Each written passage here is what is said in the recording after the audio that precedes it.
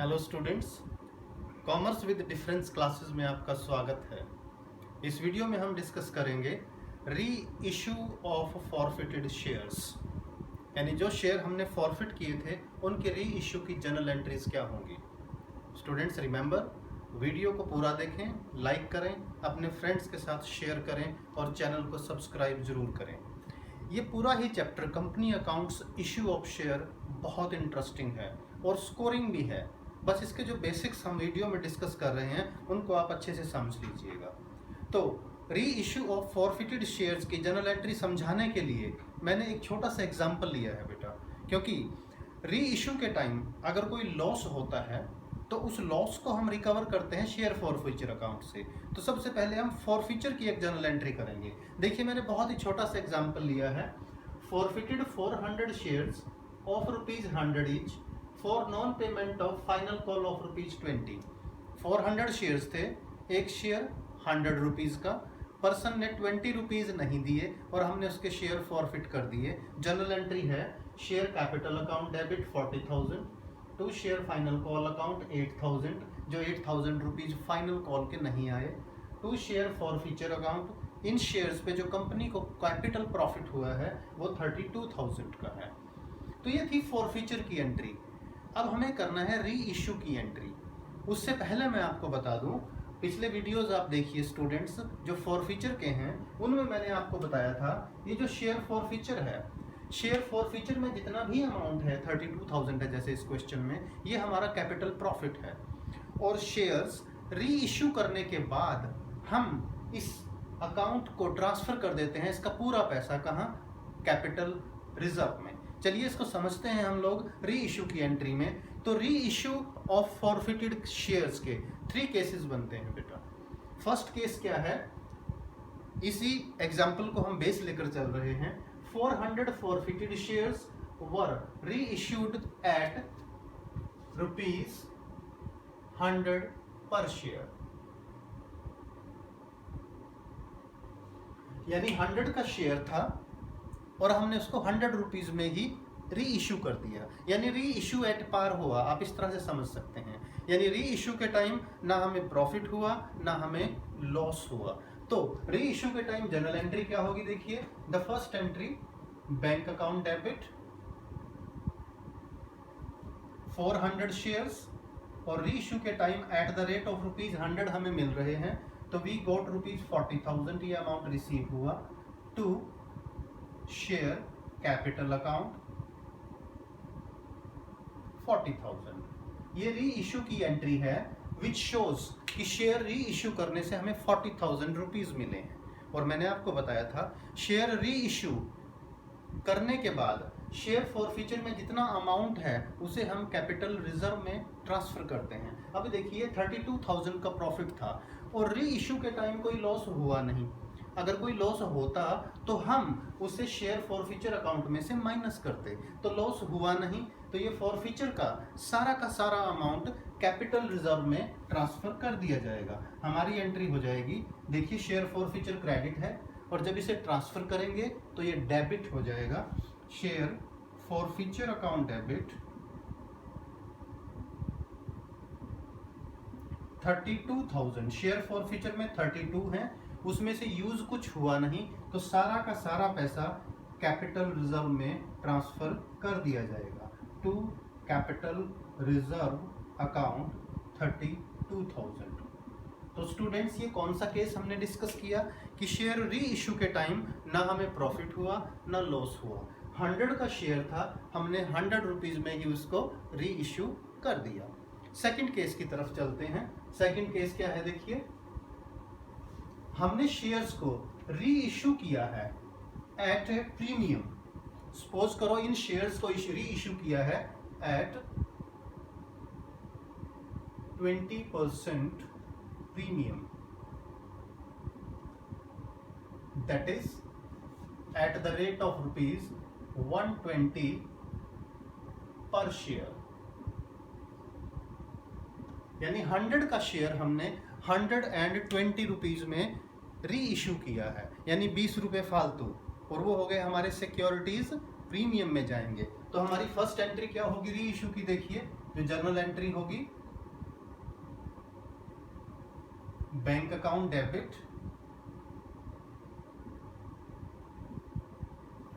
400 shares and we are receiving at the rate of ₹120, तो हमें मिले हैं 48,000 rupees to share capital account.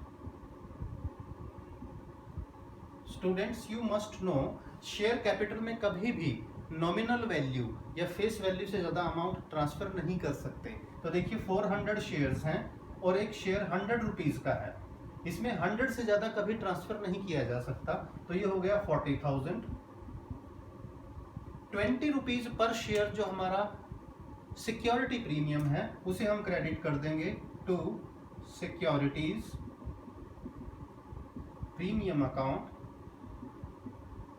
400 shares at the rate of ₹20, ये हो गया 8,000 rupees. Please see this is the entry of re issue of 400 shares at a premium, यानी re issue के time हमें लॉस नहीं हुआ, प्रॉफिट हो गया, और उस प्रॉफिट का नाम क्या है? Securities premium account. स्टूडेंट्स याद रखें, सिक्योरिटीज प्रीमियम भी एक कैपिटल प्रॉफिट है।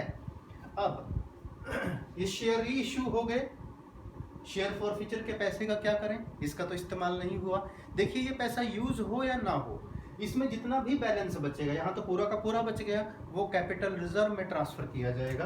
तो हमारी सेकंड एंट्री होगी शेयर फॉरफीचर अकाउंट डेबिट 32,000, सारा का सारा पैसा फॉरफीचर का कैपिटल रिजर्व में ट्रांसफर कर देंगे टू कैपिटल रिजर्व अकाउंट। तो ये दो केसेस लगभग एक जैसे हैं स्टूडेंट्स, जिनमें शेयर फॉरफीचर का जो अमाउंट है वो यूज नहीं हुआ, क्योंकि या तो शेयर हमने एट पार री इशू किए हैं, यानी नो प्रॉफिट नो लॉस, या प्रॉफिट को री इशू किया है at a premium. Third case लेकर चलेंगे जिसमें हमें लॉस होगा और शेयर फॉरफीचर के अकाउंट को हम कैपिटल रिजर्व में ट्रांसफर करें। And the third case is री issue of shares at a discount, यानी एट ए लॉस। हमने लिया है example case number 3,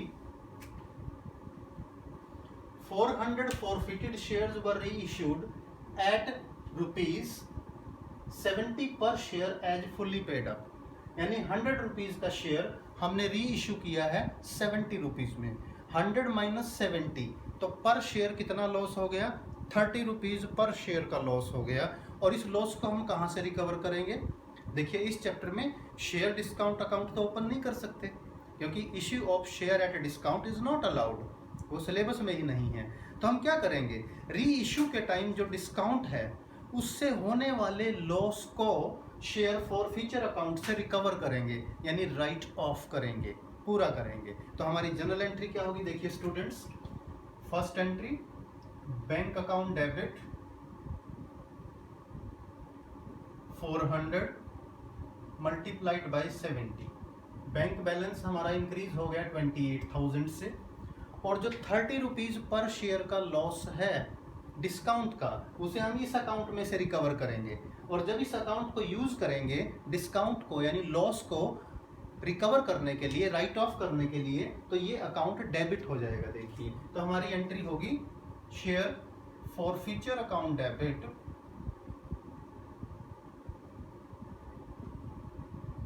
400 into 30, that is 12,000 rupees. यानी देखिए स्टूडेंट्स, 400 शेयर्स पे प्रॉफिट हुआ था 32,000 का, लॉस हुआ है 12,000 का। यानी री इशू के टाइम अगर कोई लॉस हो तो किस अकाउंट को यूज करेंगे? शेयर फॉरफीचर को। और यूज करते टाइम ये अकाउंट हो जाएगा डेबिट, यानी हमने प्रॉफिट को यूज किया है री इशू के टाइम होने वाले लॉस को राइट ऑफ करने के लिए। अब to share capital account, to share capital account, capital account में एज यूजुअल 400 रुपीज का शेयर है, 100 के रेट से 40,000 रुपीज ट्रांसफर कर दिया जाएगा। नंबर 2, कैपिटल रिजर्व में कितना पैसा जाए? अब देखिए, क्योंकि ये वो केस है जिसमें शेयर फॉरफीचर अकाउंट यूज हुआ है। री इशू के टाइम होने वाले लॉस को हमने रिकवर किया है या राइट ऑफ किया है by using this account, share forfeiture account. तो फॉरफीचर में थे हमारे 30, यानी हमारा कैपिटल रिजर्व कैसे कैलकुलेट होगा? Capital reserve is equal to forfeiture में जब टोटल बैलेंस था 32,000 माइनस लॉस कितना हुआ 12,000, तो कैपिटल रिजर्व आ गया हमारा 20,000 का। यानी टोटल 32 में से हमारे यूज कितने हुए 12,000। ये 12,000 किसके हैं? डिस्काउंट ऑन री इशू, यानी जो हमने री इशू किया है उस पर हमें डिस्काउंट पे करना पड़ा, जिस वजह से हमें लॉस हुआ। उस लॉस को हम इस अकाउंट में से पूरा कर रहे हैं। अब जो बैलेंस बचा है उसकी एंट्री होगी शेयर फॉरफीचर अकाउंट डेबिट। देखिए फॉरफीचर में थे 32,000, 12,000 यूज हो गए री इशू के टाइम, बचा है 20,000। It will be transferred to capital reserve account, to capital reserve account 20,000। तो ये हमने 3 केस डिस्कस किए हैं री इशू ऑफ फॉरफिटेड शेयर्स के। स्टूडेंट्स, री इशू में और भी कई सारी डिफ़िकल्ट सिचुएशंस हैं और कॉम्प्लेक्सिटीज़ हैं, उनको हम अगले टॉपिक में, अगले वीडियो में डिस्कस करेंगे। तो इस वीडियो को आप बार बार देखें और फॉरफीचर एंड री इशू की एंट्रीज़ को बहुत ध्यान से देखिएगा स्टूडेंट्स। कई बार 3 या 4 मार्क्स में सिर्फ फॉरफीचर एंड री इशू की एंट्रीज आती हैं, यानी आपको सिर्फ 2-3 एंट्रीज करनी है, 3 एंट्रीज, और जिसमें आपका पूरा क्वेश्चन खत्म हो जाएगा। तो इस वीडियो को अच्छे से देखें, शेयर करें, लाइक करें, चैनल को सब्सक्राइब कीजिएगा। Thank you.